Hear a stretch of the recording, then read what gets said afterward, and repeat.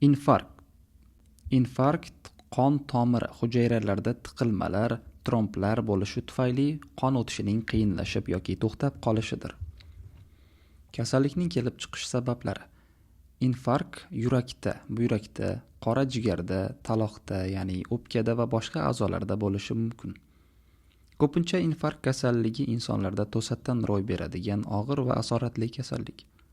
Bu kasallik ro'y berganda yurak muskulining bir yoki bir qancha muhim qismi nobud bo'lib, yurak faoliyati izdan chiqadi. Bu kasallik ko'proq 40-60 yoshli erkaklarda sodir bo'ladi. Infarktda aterosklerozdan zararlangan toj arteriyalar, yurakni qon bilan ta'minlovchi tomirlar teshigining torayishi, tomirlardan birining tromb bilan berkilib qolishi natijasida shu tomirlardan qon qisman yoki butunlay o'tmay qoladi. Infarktga qon bosimi, qandli diabet kasalliklari, shuningdek semizlik, asabiylashish va chekish sabab bo'ladi. Kasallikning oldini olish. Tamaki chekish zararli bo'lgani uchun uni to'xtatishlari lozim. Ovqatlanish me'yorida bo'lishi kerak. Semizlikdan ozishga harakat qilish infarktni oldini oladi va davolash natijalari yaxshi bo'ladi. Ko'p asabiylashadigan ishni boshqasiga almashtirish darkor. Insonda qon bosimi bo'lsa, unda oldin shu kitobda qon bosimini davolash mavzusiga e'tibor berib, o'z vaqtida davolanish lozim. Infarktning oldini olish uchun quyidagi shifobaxsh o'simliklardan foydalaniladi. Zanjovul. Uni zanjabil ham deyiladi. U ko'p yillik o't o'simlik. Bo'yi 100-150 cm gacha yetadi. Poyasi bir nechta silliq, sershox, bargi tuxumsimon, gullari oq. Zanjavul Janubiy va Sharqiy Osiyoda uchraydi. O'zbekistonning deyarli hamma viloyatlarida, tog'li rayonlarida o'sadi. Zanjavulning ildizi Yaponiya, Hindiston, Pokiston singari Osiyo mamlakatlarida oziq-ovqat tayyorlashda dorivor sifatida ishlatiladi. Zanjavul qadimdan ishlatilib kelinadi. Bir qator xastaliklarni davolashda zanjavuldan buyuk hakim Ibn Sino foydalangan. Jumladan u o'z asarida shunday yozadi: eslash qobiliyatini orttiradi. Bosh va yurak atrofidagi rutubatlarni ketkazadi. Ovqatni yaxshi hazm qildiradi. Ba'zi kishilar qayiqda suzganlarida ko'ngli aynib qusadilar. Shu holatga qarshi ham zanjavulni qo'llash mumkin. Buni AQShning Luiziana tibbiyot institutining olimlari aniqlashgan. Inson infarkt oldidagi holatda 4 kun davomida itburun, ya'ni ternovnik mevasini choyga o'xshatib damlab ichib turishi kerak degan.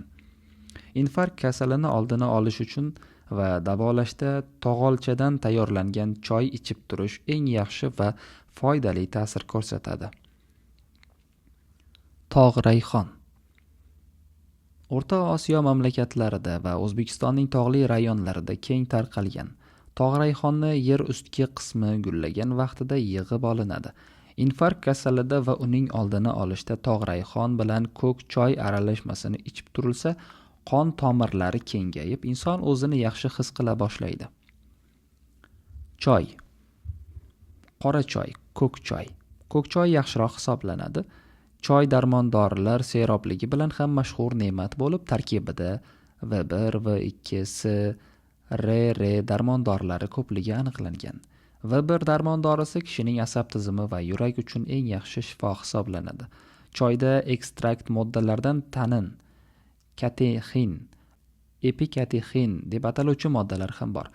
Karbon suvlar, ya'ni saxaroza, glyukoza, sellyuloza, kraxmal ham mavjud. Undan tashqari choyning muhim tarkibiy qismlaridan biri kofeindir. Ushbu modda dastlab kofeda topilgani uchun shunday ataladi. U boshqa o'simliklarda hali topilganicha yo'q. Qoidasi bilan damlangan choy ichilganda kofein bilan tanin biriksa, yurak, buyrak, jigar singari eng muhim a'zolar faoliyatini yaxshilaydigan doriga aylanadi. Xitoylik olim Chijinsian viloyatidagi tibbiyot bilimgohining professori Lou Futsin choyning yurak infarkti va parok bo'lishini oldini olish hamda davolashga kuchli ta'sirini isbotlaydi. Choy damlashda uning dorivorligi suvga bog'liq. Oliynavli suv tog' suvlari bo'lib, quyosh radiatsiyasini to'la emgan, toshdan toshga urilib pishgan suvdir. o'rta navli suvga daryo, soy hamda vodoprovod suvlari kiradi. Past navli suv quduq, buloq va artezian suvlari bilan quyosh radiatsiyasi ta'sir etmagan bunday suvlarga turli tuzlar aralashgan, bemaza bo'lib qorinni shishiradigan va dorivorlik xususiyati juda past bo'lgan suvlardir.